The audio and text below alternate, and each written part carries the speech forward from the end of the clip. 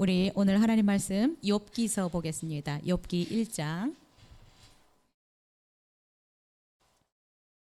1절부터 12절 말씀 함께 보시겠습니다. 구약성경 욥기 1장 1절부터 12절 말씀 우리 한 목소리로 읽겠습니다. 같이 읽겠습니다. 시작. 우스 땅에 욥이라 불리는 사람이 있었는데 그 사람은 온전하고 정직하여 하나님을 경외하며 악에서 떠난 자더라. 그에게 아들 7과 딸 3이 태어나니라.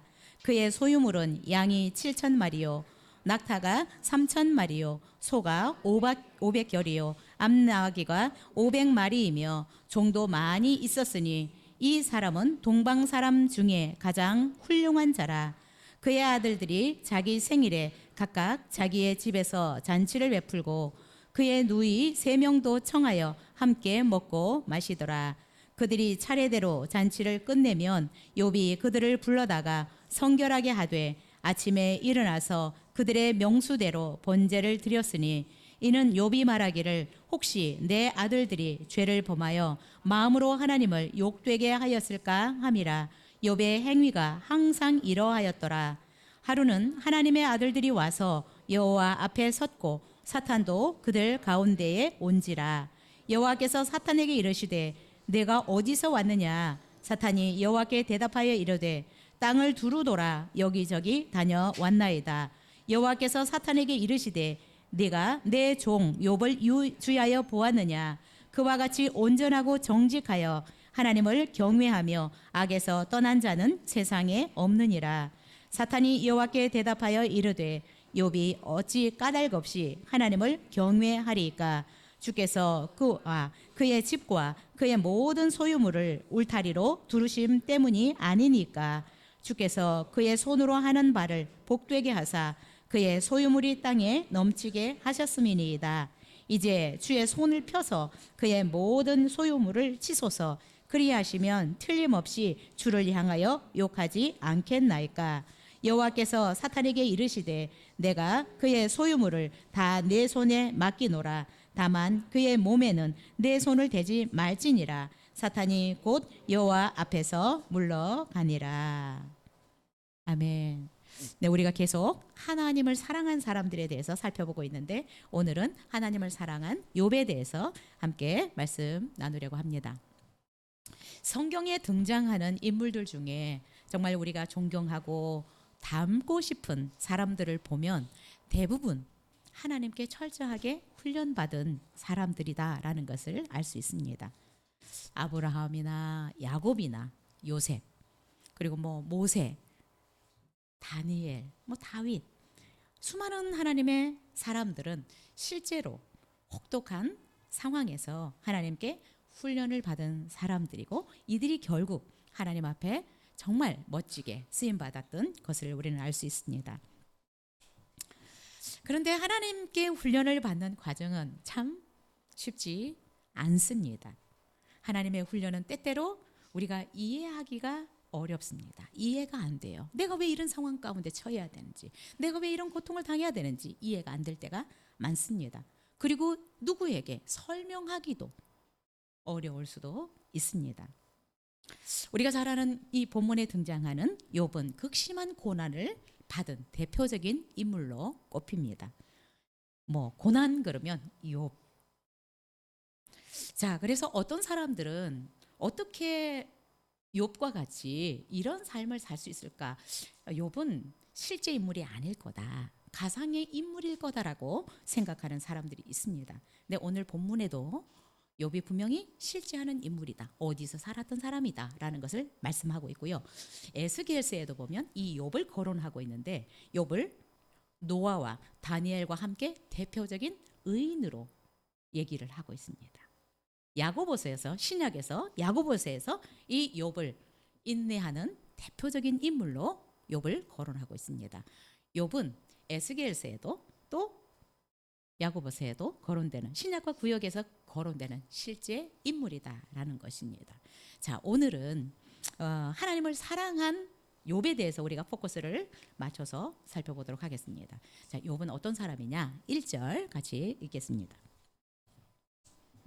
시작. 우스 땅에 욥이라 불리는 사람이 있었는데 그 사람은 온전하고 정직하여 하나님을 경외하며 악에서 떠난 자더라.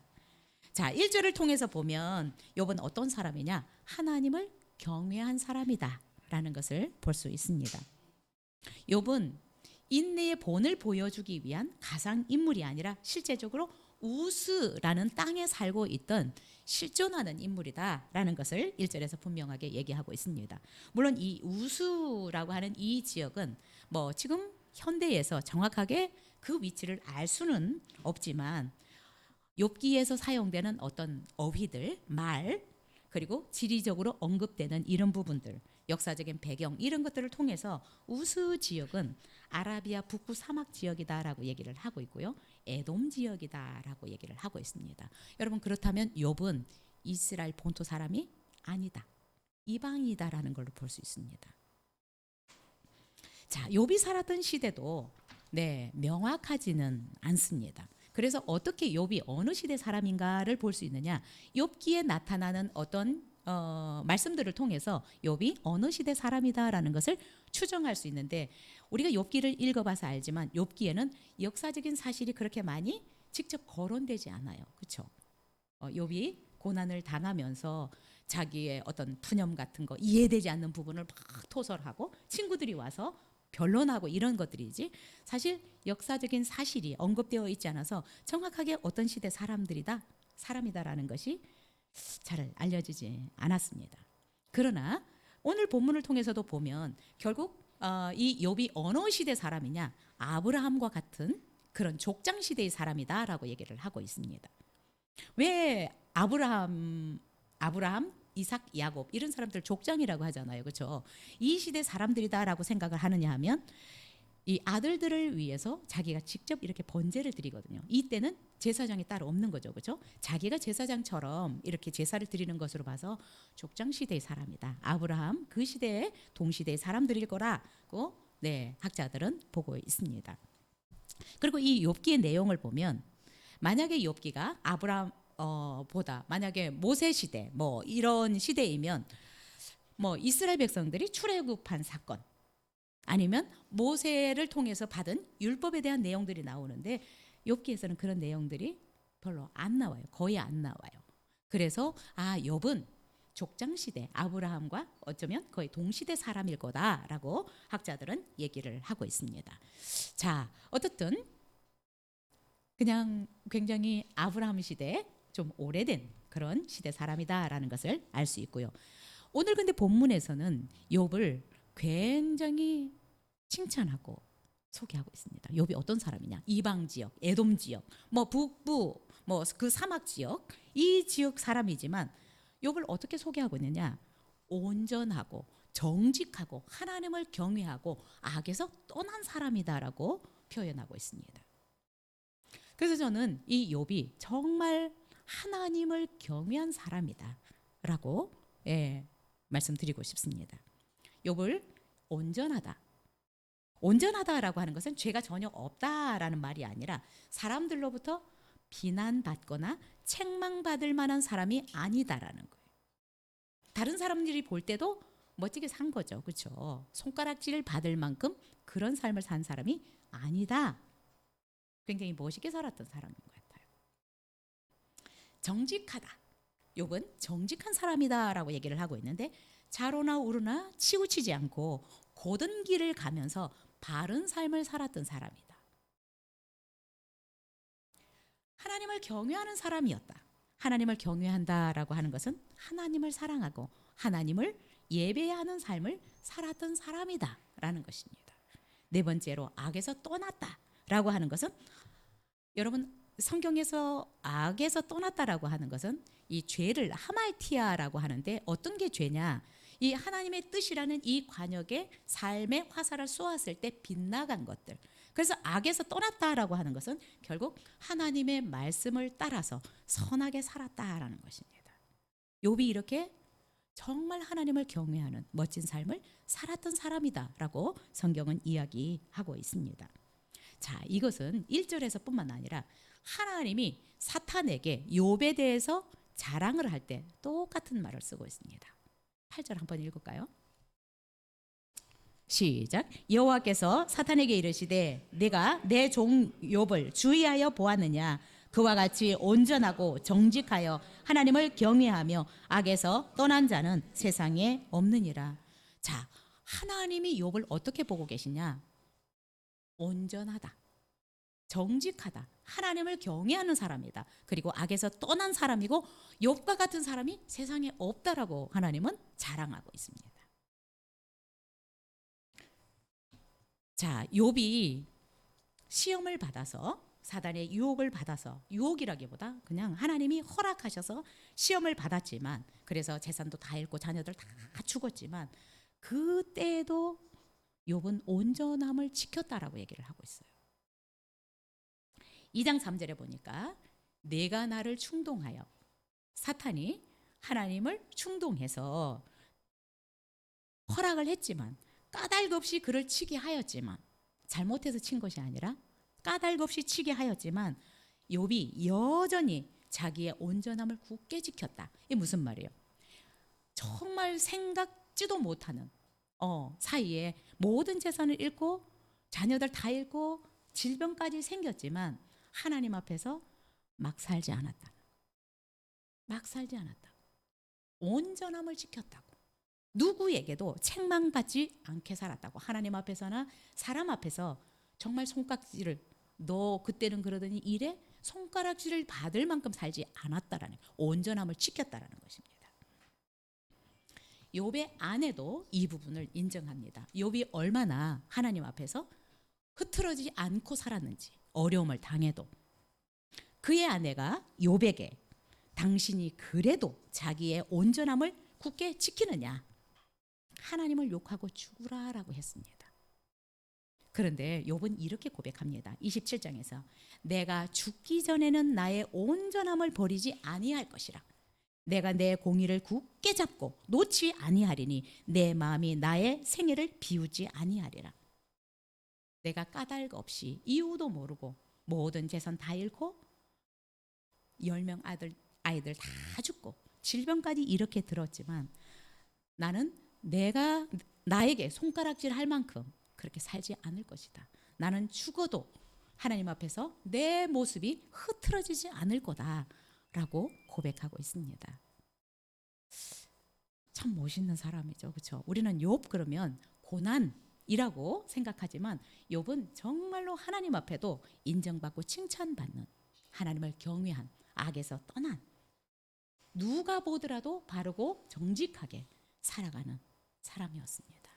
누가 봐도 책망할 거리가 없는, 손가락질을 받을 만한 그런 일을 한 적이 없다라는 것입니다. 우리 부끄럽죠? 이런 욥을 보면서, 그렇죠? 그래서 에스겔서 14장에 보면 욥을 노아와 다니엘과 같은 의인으로 지금 얘기를 하고 있습니다. 근데 여러분, 우리가 아는 것처럼 욥은 그 당시 그 시대에 가장 큰 부자였더라라고 성경은 얘기하고 있습니다. 그런데 그가 하나님을 경외하고 하나님을 사랑하고 재물을 사랑하지 않고 재물의 노예가 되지 않고 살았다라는 것입니다. 그는 말씀을 따라서 선한 삶을 살았다라고 얘기를 하고 있습니다. 너무나 멋있는 것은 31장에 보면 욥이 이렇게 고백합니다. 내가 언제 금으로 내 소망을 삼고 정금 들어 너는 내 의뢰하는 바라 하였던가. 욥은 돈이 많은 걸, 그것을 소망 삼지 않았다. 돈을 의지하고 살아가지 않았다라고 고백하고 있습니다. 욥은 정말로 하나님을 경외했던, 하나님을 사랑했던 사람입니다. 자, 두 번째 욥은 어떤 사람이냐? 2절부터 4절 읽겠습니다. 시작. 그에게 아들 7과 딸 3이 태어나니라. 그의 소유물은 양이 7,000마리요 낙타가 3,000마리요 소가 500결이요 암나귀가 500마리이며 종도 많이 있었으니 이 사람은 동방 사람 중에 가장 훌륭한 자라. 그의 아들들이 자기 생일에 각각 자기의 집에서 잔치를 베풀고 그의 누이 3명도 청하여 함께 먹고 마시더라. 그들이 차례대로 잔치를 끝내면 종이 욥이 그들을 불러다가 성결하게 하되 아침에 일어나서 그들의 명수대로 번제를 드렸으니 이는 욥이 말하기를 혹시 내 아들들이 죄를 범하여 마음으로 하나님을 욕되게 하였을까 함이라. 욥의 행위가 항상 이러하였더라. 욥은 어떤 사람이냐? 거룩하고 경건한 부자입니다. 거룩하고 경건한 부자. 오늘 본문에 보니까 동방 사람 중에 가장 훌륭한 자라. 동방 사람 중에서 가장 최고의 부자였다라는 거예요. 그래서 2절 3절에서 욥이 얼마나 풍성한 복을 누렸는지 열거하고 있습니다.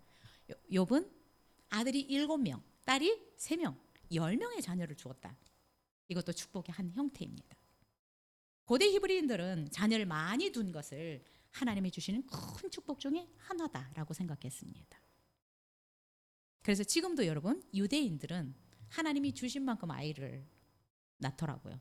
보통 그래서 4-5명이에요. 자녀들도 10명. 그리고 소유가 어떻게 돼요?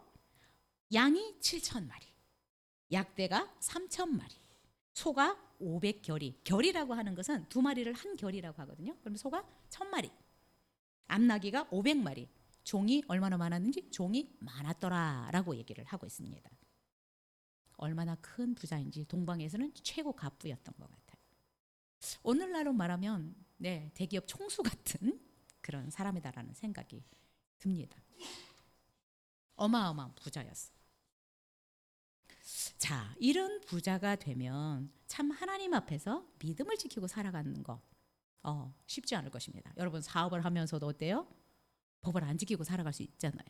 하나님 보시기에 부끄러운, 떳떳하지 못한, 또 내 양심적으로도 떳떳하지 못한 삶을 충분히 살아갈 수 있는데 하나님이 보실 때 욥은 아니다, 정직하다 라고 지금 얘기를 하셨잖아요.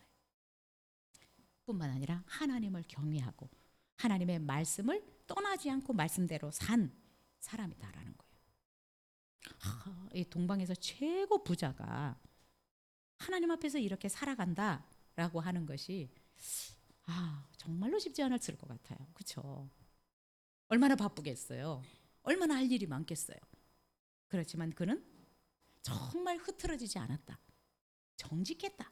하나님을 경외했다. 그리고 악에서 떠나서 하나님의 말씀대로 살았다라는 것입니다.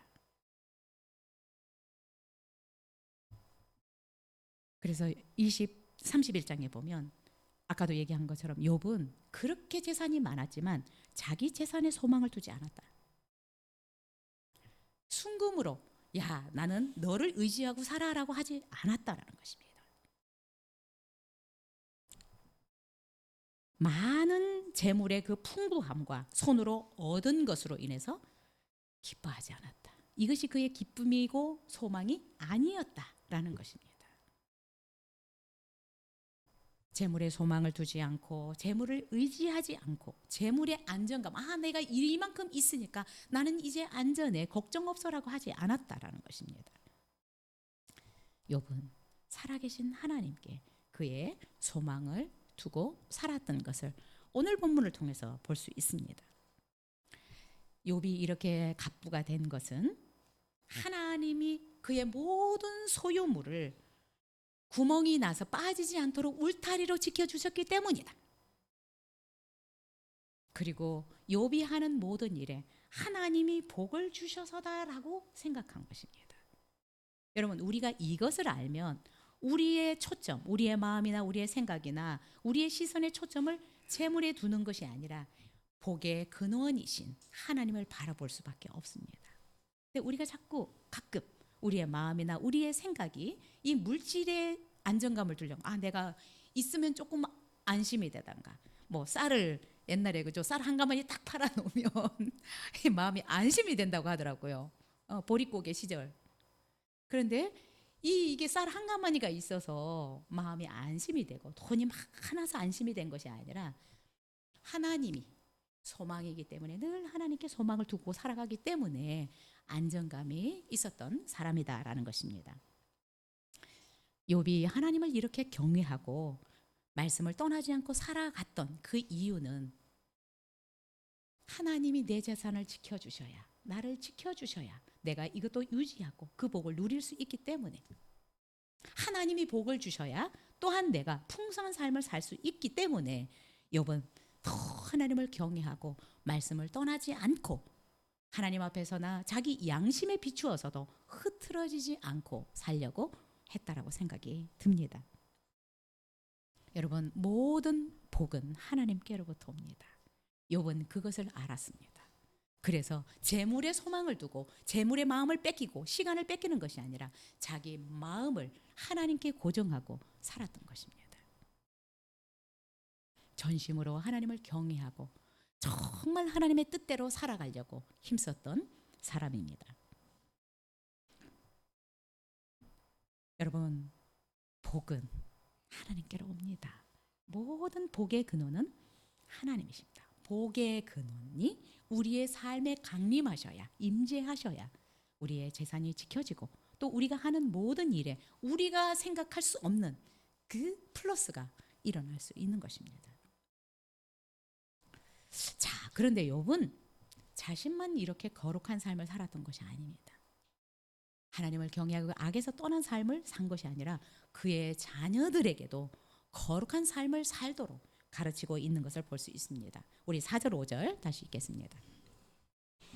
시작. 그의 아들들이 자기 생일에 각각 자기의 집에서 잔치를 베풀고 그의 누이 3명도 청하여 함께 먹고 마시더라.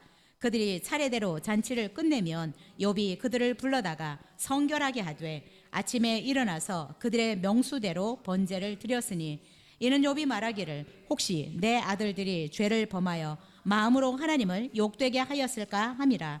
욥의 행위가 항상 이러하였더라. 네, 본문에서 소개하고 있는 것처럼 욥의 자녀들이 많았잖아요. 그렇죠? 이 자녀들이 자기 생일들이 되면 어때요? 그 자매들까지 다 불러서 잔치를 벌여서 먹고 마셨다라고 얘기를 하고 있습니다. 그런데 이렇게 잔치가 끝나면 욥은 그들을 불러다가, 자녀들을 불러다가 성결의식을 행하는 것입니다. 아침에 일어나서 명수대로 번제를 드렸더라 라고 얘기를 하고 있습니다. 생일 잔치를 하면서 먹고 마시면서 혹시나 기분이 들떠서 실수했던 것은 없나, 잘못된 생각을 했던 것은 없나, 하나님의 말씀대로 하지 못한 부분은 없나, 그래서 자녀들을 위해서 그가 친히 번제를 하나님 앞에 명수대로 드렸더라. 근데 5절에 보니까 어때요? 항상 그렇게 했더라. 한 번만 그렇게 한 것이 아니라 이런 일이 있고 나면 그럼 1년에 몇 번을 했겠어요? 10번을 했겠네. 잔치가 끝날 때마다 매번 항상 이렇게 하였더라라고 얘기를 하고 있습니다. 혹시 자녀들이 하나님 앞에서 죄를 범했을까 봐, 하나님을 욕되게 하였을까 봐 성결의식을 이렇게 철저하게 항상 행했다라고 얘기를 하고 있습니다. 욥이 자신뿐만 아니라 자녀들도 하나님 앞에서 성결하고 거룩하게 살아갈 수 있도록 가르쳤던 것입니다. 여러분, 우리가 거룩하게 살아가는 거, 욥처럼 온전하게, 정직하게, 또 악에서 떠나서 하나님을 경외하는 삶을 살아가는 것이 굉장히 중요합니다. 욥이 이렇게 성결함을, 자기 자녀들까지도 거룩하고 성결한 삶을 살아가기를 간절히 원했던 것은, 여러분, 우리가 거룩하지 않으면, 성결하지 않으면, 결국 다른 말로 하나님의 말씀을 떠나서 살아가면 결국은 우리가 하나님과 멀어지게 됩니다. 여러분, 우리에게서 거룩함, 이 성결함이 없어지면, 우리가 거룩함과 성결함을 잃어버리기 시작하면 하나님과의 관계가 멀어지게 되어 있습니다. 하나님과의 관계가 깨어지면 우리의 삶의 여기저기서 구멍이 날 수 있습니다. 왜? 하나님이 지켜주셔야 되는데, 이 울타리를 쳐서 지켜주셔야 되는데 여기저기서 구멍이 생길 수 있습니다. 그리고 우리가 조심해야 되는 것은, 여러분, 우리가 성결함과 거룩함이 깨지잖아요. 사단의 유혹과 방해들이 엄청 심해져요. 왜냐하면 우리가 거룩하지 않다라고 하는 것은 쓰레기 같은 것들이 많다. 쓰레기가 많으면 파리, 쥐, 바퀴벌레 이런 것들이 오잖아요. 그렇죠? 그것처럼 우리의 마음과 생각과 우리의 영혼이 거룩하지 않으면 사단의 유혹거리가 우리 안에 많아지는 거예요. 그래서 우리가 이 전쟁을 치를 일들이 많아지는 거예요. 우리도 늘 그래서 우리가 우리의 자신을 돌아보고 회개하는 이 쓰레기를 없애는 치우는 일들을 해야 합니다. 우리는 예수 그리스도를 믿음으로 말미암아 우리의 죄를 용서받았지만 우리가 살아가면서 지은 죄들은 그때그때 자꾸 빨리빨리 처리를 해야 되는 거예요. 욕처럼. 그렇지 않으면 우리가 늘 사단의 유혹거리가 되는 거예요. 사단은 밥이 없으면 찾아오지 않습니다. 우리 집에 깨끗한데 바퀴벌레가 생기지 않잖아요. 그렇죠? 쓰레기가 없는데 쥐가 오지 않잖아요. 그래서 이 거룩함, 성결함이 우리의 삶에 있어서 굉장히 중요한 부분입니다. 그래서 거룩이 능력이라는 거예요. 내가 거룩하면 그 자체에서 능력이 나타나는 것입니다. 레위기에서 하나님이 우리에게 이렇게 말씀하십니다. 내가 거룩하니 너희도 거룩해라 라고 말씀하십니다. 그래서 하나님이 우리를 거룩하게 할 수 있는 이 제사 방법, 그죠? 죄를 지었을 때 이 제사를 드릴 수 있는 이것들을 제도로 만드셨습니다. 우리가 어떻게 거룩해질 수 있느냐? 디모데전서 4장 5절에서는 말씀과 기도로 거룩해질 수 있다라고 말씀하고 있습니다. 우리가 거룩해질 수 있는 것은 하나님의 말씀을 따라 사는 것이고 하나님 앞에서 우리가 회개하고 또 하나님의 임재를 경험하면서 하나님 앞에서 살아가는 것입니다. 여러분, 우리도 거룩한 사람들이 되었으면 좋겠습니다.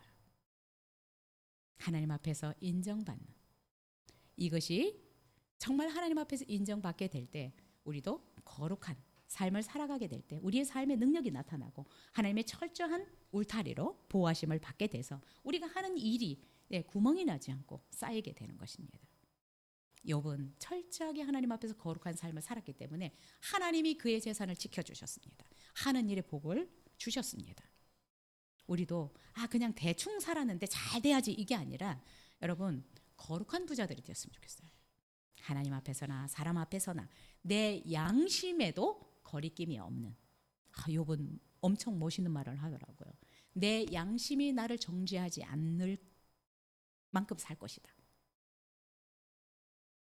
거룩한 부자들이 됐으면 좋겠습니다. 하나님이 인정해주는, 하나님이 계속해서 그래서 복을 부어주고 싶은 이런 거룩한 부자들이 우리 모두가 되었으면 좋겠습니다. 자, 세 번째로 우리 욥이 어떤 사람인지 6절부터 8절 읽겠습니다. 시작. 하루는 하나님의 아들들이 와서 여호와 앞에 섰고 사탄도 그들 가운데에 온지라. 여호와께서 사탄에게 이르시되 내가 어디서 왔느냐? 사탄이 여호와께 대답하여 이르되 땅을 두루 돌아 여기저기 다녀왔나이다. 여호와께서 사탄에게 이르시되 네가 내 종 욥을 주의하여 보았느냐? 그와 같이 온전하고 정직하여 하나님을 경외하며 악에서 떠난 자는 세상에 없느니라. 하나님은 욥을 순전하다, 정직하다, 하나님을 경외한다, 악에서 떠난 자다라고 인정하셨습니다. 세상에 욥과 같은 사람이 없다라고 하나님은 말씀하고 있습니다. 욥은 어떤 사람이냐? 하나님의 자랑인 사람이에요. 하나님도 자랑하더라고요. 여러분, 우리 부모님들도 자녀들이 있으면 자랑인 자녀들이 있더라고요. 그렇죠? 어떤 자녀는 얘기를 안 하고 싶은데 어떤 자녀는 그냥 자랑하고 싶은 자녀들이 있어. 손주도 그렇고 우리 손주 이래요. 우리 자녀 이래요. 여러분들은 어떠셨습니까? 여러분들의 부모님이 우리 이런 아들 있어, 이런 딸 있어 자랑하는 자랑거리인 자녀들이었습니까? 하나님 앞에서는 어떻습니까? 정말 사탄에게 이런 자녀가 있다고 자랑하는 그런 저도 자신 없더라고. 하나님이 나를 자랑하는 사람일까? 내가 이걸 욥처럼 이렇게 정말 모든 면에서 인정받고 있나 생각해 봐야 될 것 같아요. 우리가 사람에게 조금 인정받는 거, 이게 아니라 하나님 앞에 인정받는 욥처럼 이런 사람이 되어야 되는데, 돌아가서 한번 생각해 보시고 물어보세요. 하나님, 저는 하나님이 자랑하는 자녀입니까? 속썩이는 자녀입니까? 걱정하는 자녀입니까? 우리 엄마는 걱정을 많이 하시더라고요. 예, 자녀가 7명이니까 예, 이 자녀는 이런 걱정, 이 자녀는 이런 걱정, 걱정이 너무 많아. 부모님들은 하나님도 그러실 것 같아요. 근데 하나님께도 자랑인 사람이 있더라고요. 욥은 하나님이 사탄에게 자랑하는 사람이에요. 야, 어느 날 하나님이 소환한 것 같아. 천사를 소환하고, 근데 그 가운데 사탄이 껴 있었더라, 왔더라라고 얘기를 하고 있습니다. 자, 그런데 하나님이 이 사탄에게 얘기를 합니다. 야, 너 어디 갔다 왔냐? 라고 하니까 사탄이 땅을 여기저기 돌아다니다가 왔습니다 라고 얘기를 하고 있어요. 사탄이 왜 여기저기 돌아다니다 왔겠어요? 놀려고? 유혹하려고. 하나님의 사람들을 넘어뜨리고 유혹하려고 여기저기 돌아다니는 거예요. 어때요? 성경은 이렇게 얘기합니다. 사탄은 삼킬 자를 두루 돌아 찾아다니고 있다. 여기 어디 갔다 왔어요? 네, 흔들릴 사람. 자기가 다스리고 싶은 사람을 찾아서 다닌 거죠. 그런데 오늘 본문을 통해서 우리가 유추해 볼 수 있는 것은 욥을 못 건드렸던 것 같아요. 욥을 못 건드렸어.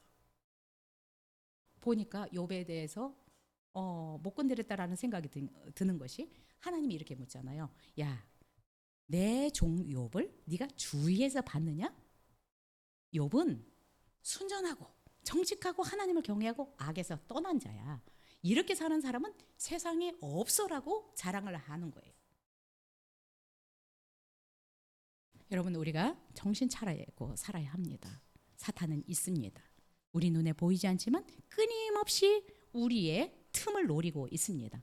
어떤 구멍을 치고 들어올까? 어떤 틈을 타서 내게 들어와서 내 마음과 생각을 쑥대밭을 만들어 놓을까? 어떻게 해서 하나님과 멀어지도록 만들까?